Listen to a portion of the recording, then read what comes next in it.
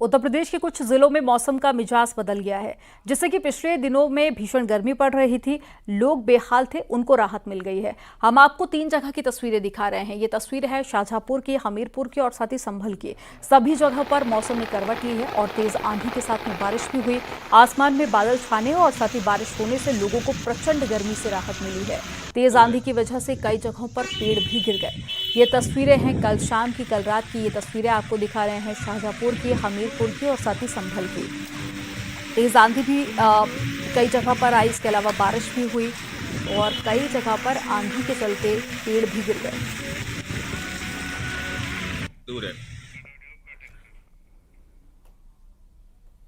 राजधानी लखनऊ में भी मौसम ने करवट ली है। लखनऊ समेत कई जिलों में तेज हवाओं के साथ में बूंदाबांदी हुई। मौसम विभाग ने अगले 72 घंटे में कई जिलों में बारिश की संभावना जाहिर की है और इसके मुताबिक प्री मानसून के तहत में कई जिलों में तेज हवाओं के साथ ही बारिश हो सकती है। यूपी में 24-25 जून में मानसून के आने की संभावना है।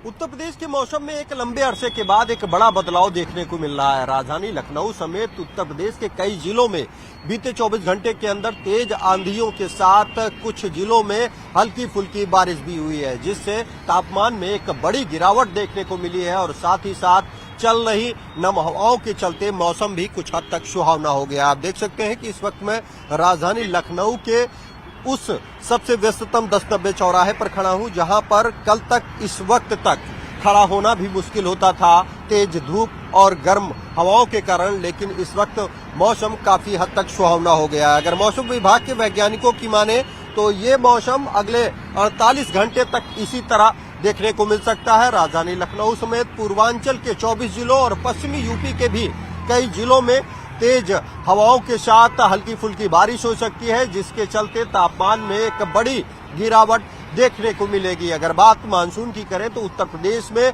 मानसून की एंट्री 24 से 25 जून के बीच में होगी।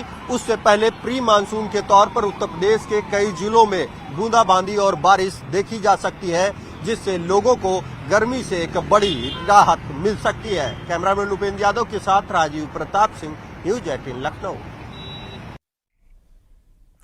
लखनऊ समेत कई जिलों में बूंदाबांदी, 72 घंटे में कई जिलों में बारिश की संभावना जाहिर की गई है। तेज हवा के साथ में बारिश हो सकती है। यूपी में 24 और 25 जून तक मानसून आने की भी संभावना है।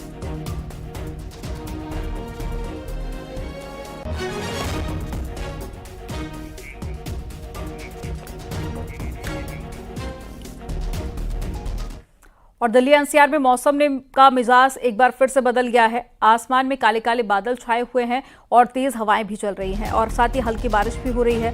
आपको बता दें कि पिछले कुछ दिनों से दिल्ली एनसीआर के लोग हीट वेव से परेशान थे, लेकिन कल देर रात से ही मौसम ने करवट लेना शुरू कर दिया और अब तेज हवाएं चलने से लोगों को भीषण गर्मी से काफी हद तक राहत मिली है।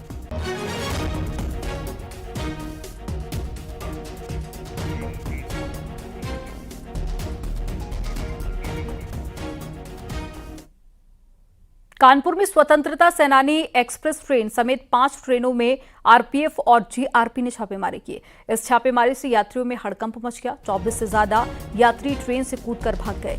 ये यात्री गलत तरीके से महिला और दिव्यांग कोच में यात्रा करते हुए पकड़े गए थे। आरपीएफ ने रिजर्व कोच से बिना टिकट यात्री उतारे और इस मामले में 14 यात्रियों पर मुकदमा भी दर्ज किया गया।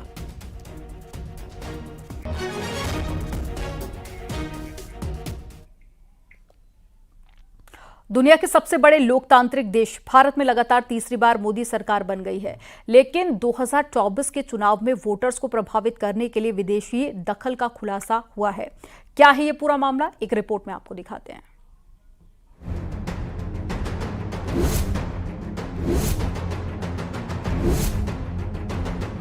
पिछले दिनों भारत में लोकसभा के चुनाव हुए। 4 जून को नतीजे आए और नई सरकार बनी। इस चुनाव पर पूरी दुनिया की नजर थी, यहां तक कि विदेशी हस्तक्षेप की रिपोर्ट्स भी आईं। इसी क्रम में डिसइंफो लैब ने लोकसभा चुनाव में विदेशी हस्तक्षेप पर विस्तार से रिपोर्ट प्रकाशित की है। द इनविजिबल हैंड्स नाम से आई इस रिपोर्ट में बताया गया है कि किस तरह विदेशी मीडिया ने भारत में हो रहे चुनावों को लेकर 22 तरीके से रिपोर्टिंग की और लोगों को भ्रमित करने की कोशिश की। रिपोर्ट में कहा गया है कि भारत क्षेत्रीय शक्ति के रूप में उभर रहा है। इसके बढ़ते भू रणनीतिक महत्व ने चुनाव को वैश्विक स्तर पर प्रासंगिक बना दिया। भारत उभरती हुई आर्थिक और सामरिक शक्ति है, इसलिए यहाँ के चुनाव के नतीजे ग्लोबल डायनामिक्स को आकार देने में महत्वपूर्ण भूमिका निभा सकते हैं।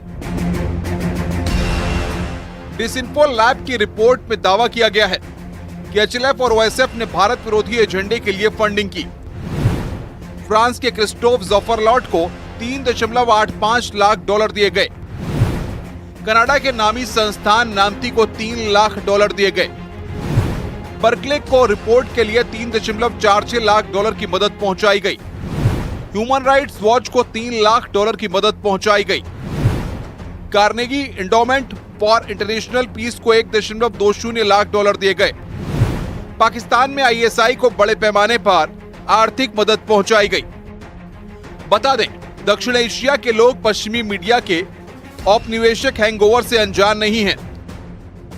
ये हैंगओवर उनके संपादकीय पूर्वाग्रह और वर्चस्ववादी साहित्य में दिखता है। हालांकि इस बार भारत के चुनाव पर उनकी टिप्पणी का लहजा अलग था। बीबीसी, वॉशिंगटन पोस्ट और न्यूयॉर्क टाइम्स जैसे सामान्य संदिग्धों को डिसइंफो लैब और अन्य लोगों की ओर से भारत में प्रचार करने वाले पावर हाउस के रूप में उजागर किया गया।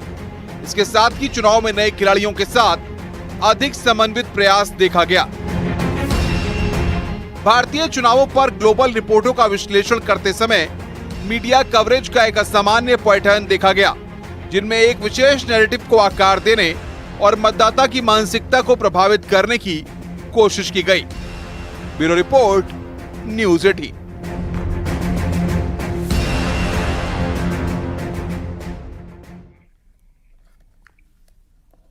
उन्नाव से बीजेपी सांसद साक्षी महाराज ने बड़ा आरोप लगाया है। उन्होंने आरोप लगाया है कि लोकसभा चुनाव में यूपी में विदेशी ताकतों ने बड़े पैमाने पर पैसा झोंका था ताकि प्रधानमंत्री नरेंद्र मोदी का चुनावी रथ रुक जाए। और उन्होंने गृह मंत्री से फॉरेन फंडिंग पर भी जांच की मांग की है। हरिद्वार में मीडिया से बातचीत में उन्होंने ये आरोप लगाया। आपको बता दें कि साक्षी महाराज निर्बल अखाड़े के महामंडलेश्वर भी हैं।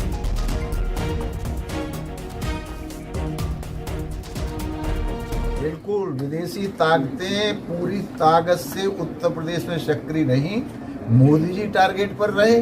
और चूंकि प्रधानमंत्री की कुर्सी का रास्ता उत्तर प्रदेश होकर के निकलता है, तो विदेशी ताकतों ने पूरी ताकत इसलिए झोंक दी कि अगर उत्तर प्रदेश में मोदी जी कमजोर हो जाएंगे तो फिर ये प्रधानमंत्री नहीं बनेंगे। माननीय गृह मंत्री को इसकी जांच करानी चाहिए कि विदेशों से कितना पैसा किस माध्यम से आया जो हमारे देश को कमजोर करने के लिए लगाया गया।